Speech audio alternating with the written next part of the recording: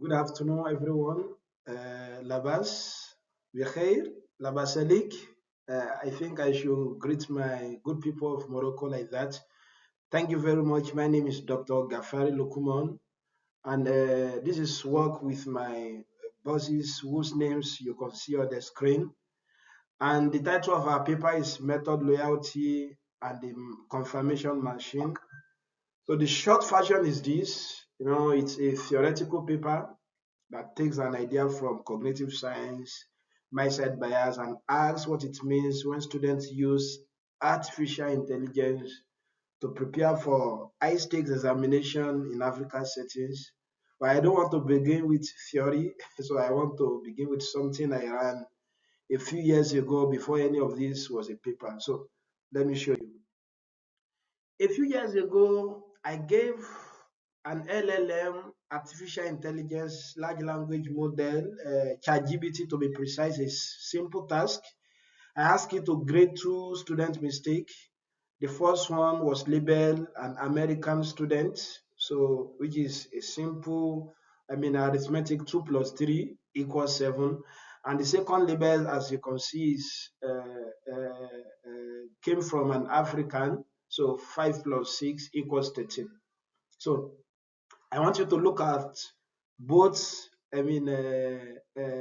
equations or both mathematics, arithmetic. So they are both wrong, and they are wrong by exactly the same amount. 2 plus 3 is 5. So, an addition of 2 was added to make it 7. Likewise, 5 plus 6 is 11. If you have 2, we are going to have 13. So all of them are wrong by exactly the same amount. They are off by 2. So the same kind of error, same size of error. Here is what the AI did. It gave the American, when I asked it, to grade the two response, so it gave America 0 out of 10, and it gave the African answer 5 out of 10. Again, same error, different. Both are off by 2. So same error, different grade. So when I ask it, so I ask about why it defended, why the result. So ChatGPT defended the gap. It told me that African answer was somehow closer and produced a justification for treating them differently.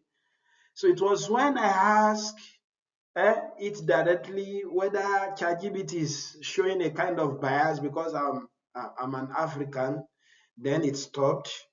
It admitted the inconsistency and corrected itself. So by the end, it graded both of them equally as it should have done from the onset. So three things happened in that exchange, if you notice that very well, and they matter for the rest of my talk today. So first, the AI produced a biased judgment. And then the second, thing that happened, when I questioned the chatbots, it defended that judgment rather than reconsidering it. And third, it corrected it itself only under the direct challenge. So yeah, it had to be confronted before it will be fair to me. So though this exercise was done roughly 2 years ago, by the way. So now I want to be honest about what the story is and what it is not. That story is about the AI's own bias in the way it graded two responses, one that came from an American and the other from an African. So our paper today is about a quieter cousin of that problem. It's not about the machine bias now. It's not about the AI bias, biases that manifested from artificial intelligence. So artificial intelligence now it is about the student bias and how a helpful and agreeable AI like ChatGPT and all these LLM can amplify it. These are related, but I must say they are not identical. What links them is the machinery of defending a position you have already committed to. So that's the thread we want to follow in our talk as well as in our paper, generally. So here is the core idea. when we talk about mind-side bias, a term used in psychology, so mind-side bias, which is often called confirmation bias, is the tendency to seek out or to believe an information in a way that aligns with one prior belief. So, but my side is more powerful because why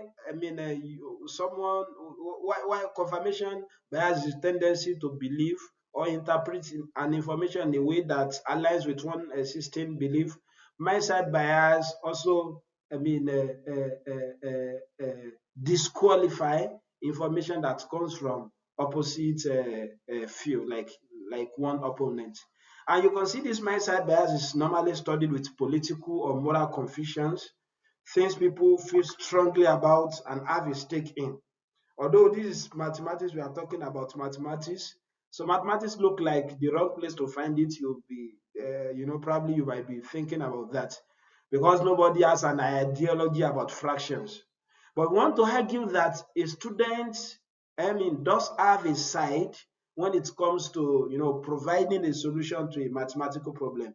It's just not an opinion. It's the method they trust, they are aware about before the misconception they hold or the answer they've already reading they've already written down. So they defend the working they trust. That's what I call method loyalty as well as misconception defense. This can show up in three forms. For example, if the first one is method loyalty, which is by defending the procedure. For example, a student might say, oh, my fraction division shortcut always work, even if it doesn't. For example, if I want to divide two numbers together, I have to, take the inverse of, the other side. So even if it doesn't work the other way around, so because he's aware of that particular method before, so, they'll be defending the procedure. The second one is misconception defense. So which is about defending a wrong mental model. For example, the belief that squaring a number always make it bigger. It is true for a positive number. So, but when we are dealing with fraction between 0 and 1, that might not be the case. And the third one is answer anchoring, so which implies defending an answer they've already committed to, usually under time pressure. So this investment they are protecting is the answer itself and the minute already spent on it. So here is where the AI comes in. When we have influent, agreeable artificial intelligence, which can hand the student exactly the agreement they went looking for, then the student arrives with a wrong commitment. Check the example I gave prior my talk. So the AI mirrors it and agrees with, such wrong commitment the student arrived with. And the bias is confirmed, the error is entrenched as well. So instead of correcting the student, then the machine, the AI has just made them more confident in something wrong. That is what I mean by a confirmation bias. So a confirmation machine, not the confirmation bias per se. So, and the risk is sharper in the conditions our students actually work in.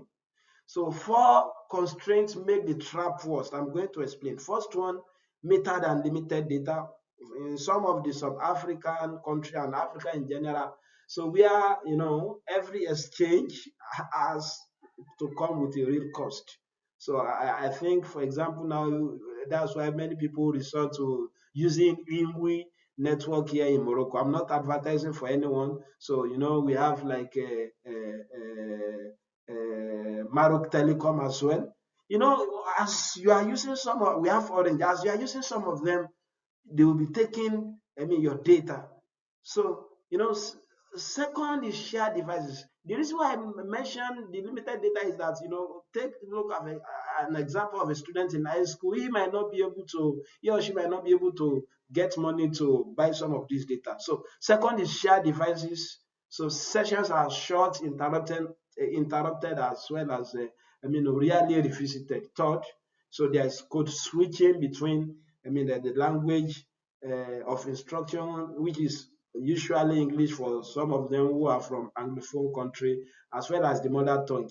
So for the case of Morocco, it is Darija. So which is completely natural to the learner, but awkward for many systems to handle it. And fourth one is what? Severe time pressure. So where answers get logged in fast and then defended. So the student is not on the newest model, on a fast connection, so with time to reflect. So they are often on a borrowed phone with what? With a few minutes of data or internet connectivity. So when does the AI make this bias worse? And when it can help? On the amplifying side, when they help, so it is leading prompts. So where the student builds the answer they want into the question, the selective interaction, so which means rephrasing until the AI agrees with them, mirroring personalization, and simple over trust. But the same fluency can work the other way. On the mitigating side, we can see problems like counter-attitudinal prompts, Socratic questioning, demanding justification for the answer, even if it is wrong, offering multiple perspective and reflective prompts. So the difference between these two columns is not the model's power, it's a design. So this is the art of our paper. We trace a single tutoring interaction from start to finish. The learner arrives with a prior commitment, they construct the prompt. So that means the artificial intelligence, the LLM in an interaction, and here the path, fork together.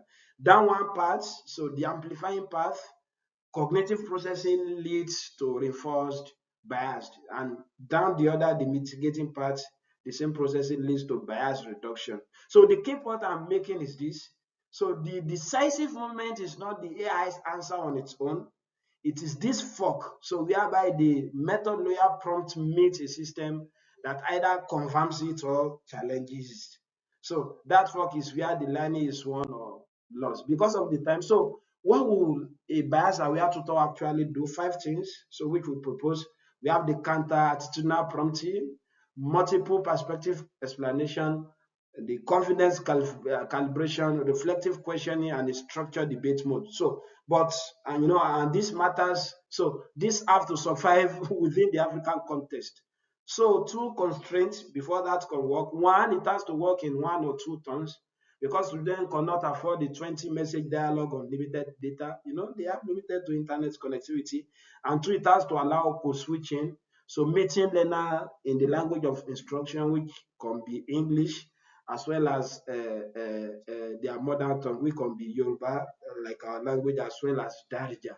So a bias aware system that ignore this works only in the laboratory. It cannot work, I'm afraid. So we want to be clear that this is a conceptual paper, by the way, but it is built to be tested, and that's why we propose in our paper to measure method loyalty on 3 levels against a baseline. Level 1 is abandonment, so whereby we test whether the student releases the wrong method and can use the right one. Level 2, that is surface compliance, they agree in the moment but revert later. And level 3, entrenchment, they dig in harder than before. So the goal of a bias aware system is to shift students away from the entrenchment, and towards abandonment. So and this makes the framework falsifiable. So in essence, if a bias aware design does not reduce entrenchment against the baseline, then the framework is very wrong. We have built it so that the trial can prove us wrong as well. So let me return to where we started. The grading artificial intelligence corrected itself only when it was directly challenged. It waited to be confronted before it became fair. The argument of our paper is that we should not build tutors like that.